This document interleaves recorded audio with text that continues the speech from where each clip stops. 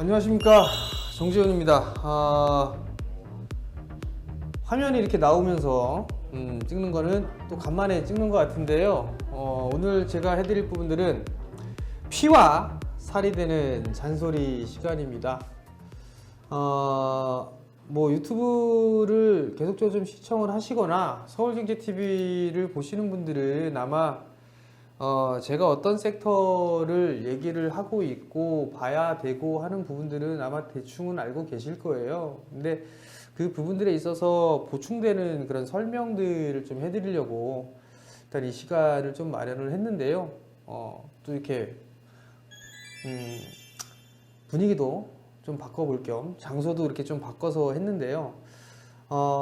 일단 제가 봐야 될 부분들, 얼마 전에 삼성 쪽에서 투자를 할 것이다 라는 그 얘기가 좀 나왔었잖아요. 그죠? 그 부분들에 있어서 제가 좀 말씀을 좀 드릴 부분들이 있어요. 그러니까 좀 잘 들어보시고 투자에 좀 도움이 되셨으면 좋겠습니다. 자, 그럼 하나씩 좀 보면서 말씀을 좀 드려보도록 하겠습니다. 자, 지금 보시게 되면 이재용 부회장이 삼성 디스플레이에서 13조를 좀 투자를 하겠다라는 얘기가 좀 나왔어요. 근데 이 부분들이 지금 계속적으로 좀 나왔었죠. 근데 조금 다른 부분들은 올해 연초에 얘기했었던 게 비메모리 투자를 하겠다라는 부분들은 삼성 쪽에서 직접적으로 얘기가 나왔었잖아요. 근데 이 부분들은 동아일보에서도 나왔고 세계일보, 먼저 언론사 쪽에서 먼저 좀 나왔었거든요. 근데 이 부분들을 좀 잘 살펴봐야 될 것 같아요. 무슨 얘기냐면 삼성 디스플레이가 투자를 하는 그 부분들 이유를 좀 살펴봐야 돼요. 결과론적으로 좀 보게 된다면 LCD에서 이제 OLED로 좀 넘어가야 되는 그런 사항들이에요. 삼성 쪽에서 지금 LG전자하고 OLED와 QLED 이것저것 말이 많죠. 그런 부분들이기 때문에 초격차 기술로 한다. 그 부분들에 의해서는 퀀텀 발광 다이오드 이쪽으로 좀 진행을 해야 된다라고 얘기를 하는데, 삼성 디스플레이 관계자는 투자 계획이 확정된 바 없다 뭐 얘기를 하고 있는데, 그럼 아산에 있는 공장 철거해서 뭐 할까요? 거기다 축구장 만들란가? 그죠? 투자는 합니다. 하는데 지금 이게 계속 얘기가 나오는 직접적인 이유는 삼성 디스플레이는 QD OLED로 밀고 있는 반면에 삼성전자는 마이크로 LED 쪽으로 보고 있단 말이에요. 그 부분들 때문에 이게 계속 의견 충돌이 나고 있는 거예요. 삼성전자는 여전히 마이크로 LED, 삼성 디스플레이는 QD. 의견이 안 되는 그런 부분들이 때문에 이렇게 된다. 그러면 삼성의 투자 13조대 투자를 한다고 했는데 과연 이게 끝일까? 한번 생각을 해봐야 될 것 같거든요. 과연 삼성의 투자는요, 여러 가지 부분들을 좀 생각을 해봐야 됩니다. 폴더블, 갤럭시 노트 10 예상보다 반응이 좋죠. 노트 10은 좀 판매량 늘어나고 있고 반응이 좋고, 폴더블 같은 경우는 2차 예약 판매, 물론 큰 물량은 아니에요. 큰 물량은 아니지만 매진 사태 나왔고 여전히 관심이 크다라는 얘기입니다. 고가 스마트폰에 있어서의 진입, 이 부분들이 좀 수월해졌다라고 보시면 좋을 것 같고, 그 다음에 내년도에는 애플 쪽에 대비하기 위해서 Y옥타 전환 투자를 해야 돼요. 이 부분들도 금액이 들어갈 거거든요. 그러면 A3 공장과 A4 공장 2016년도, 17년도 때에 투자했던 게 제가 알기로는 13조 대 알고 있습니다. 근데 A3 공장과 A4 공장을 합친 것보다 큰 A5 공장의 투자가 과연 이걸로 끝날까? 택도 없는 소리죠. 제가 판단했을 때 이 13조는 아산 탕정 공장에 있는 LCD에서 QD OLED 8.5세대의 투자만 13조가 되지 않을까 싶어요. 그렇다는 얘기는 캐파가 늘어나야 된다는 거, 그걸 좀 생각하시면 좋을 것 같고, 마지막으로 선행 기술을 위한 파일럿 투자까지도 이어진다라면 투자에 대한 규모는 더 커질 수밖에 없다. 좀 그렇게 보셔야 될 것 같아요. 자, 짧게 볼게요. 폴더블 스마트폰의 출하량 및 비중의 전망을 보게 되면 상당히 큰 폭으로 늘어나죠. 19년도에서 20년도에는 8배, 3배, 점점점 출하량은 늘어나고 있는 그런 부분들이고 시장 내에 비중도 늘어나는 그런 모습들이 보일 거란 말이에요. 그럼 결국은 이 부분들을 대비하기 위해서 증설을 해야 될 수밖에 없다. 왜? 지금 갤럭시 폴드 부분들을 보게 되면 액정이 3개가 들어가는 거예요. 그죠? 액정이 앞에 폴더블 2개, 3개가 들어가죠. 그렇기 때문에 개수는 늘어날 수밖에 없으니 투자를 해야 된다. 그리고 선행 투자가 진행이 될 거고 요번에 폴더블 판매가 얼마 안 됐지만 내년도 초에 새로운 폴더블이 나올 가능성이 높다. 그러면 미리 준비를 해야 되지 않을까라고 좀 판단이 되고, 그 다음에 이제 선행 투자에 대한 부분들은 그러면 롤러블 쪽에 있어서도 선행 투자를 하지 않겠나.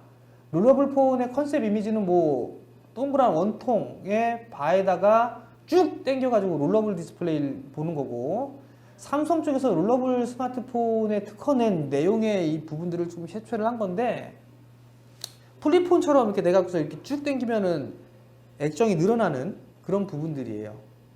그럼 결국은 시장에 있어서는 일단 준비를 좀 해야 된다.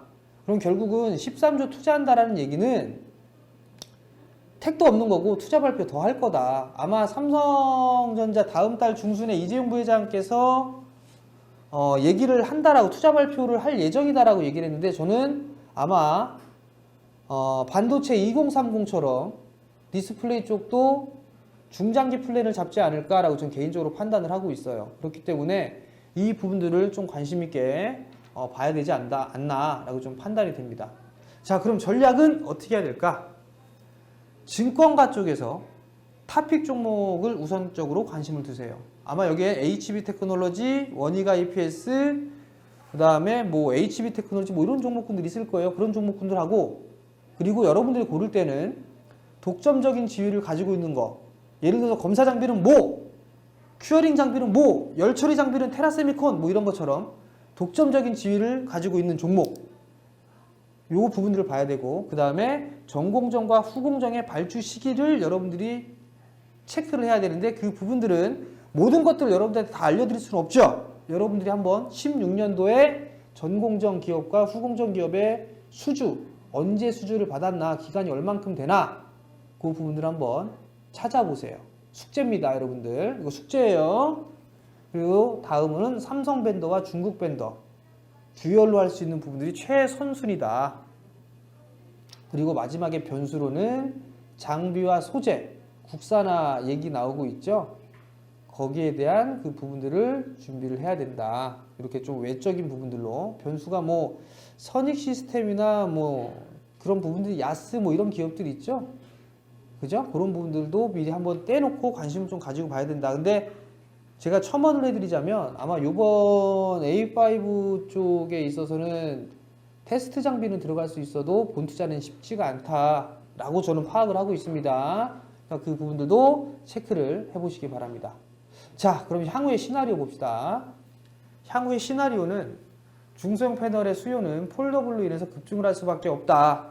그러면 6세대 또는 6.5세대의 선행 투자가 필요하다. 그게 바로 A5 라인이 들어가게 될 것이고, QD-OLED는 아산의 8.5세대였으니 A5는 10.5세대 투자가 지속이 될 것이다. 그리고 선행기술 투자를 위한 파일럿 투자까지도 A5 라인에 들어간다라고 보시면 될 것 같아요. 그럼 결국 A5 라인은 중소형 패널, 대면적 패널, 선행기술에 있어서 롤러블 이렇게 들어간다. 결국 A5 라인은 중소, 대형, 롤러블 순서로 진행이 될 것이다 라고 판단이 되니까 그 부분들 좀 보시면 여러분도 관심 있게 좀 보셔야 된다라는 거. 자, 디스플레이 전공정 밸류체인을 보게 되면 뭐 여러 가지가 있어요. 근데 제가 그냥 눈에 띄는 그런 종목군들 보면 원희가 EPS, AP 시스템, KC텍 뭐 이런 것들 눈에 좀 들어오네요. 테스 이런 종목군들이 조금 눈에 들어온다. 전공정에 HB테크, 필옵틱스 뭐 이런 거, 이오테크닉스는 빼고요. 요게 전공정.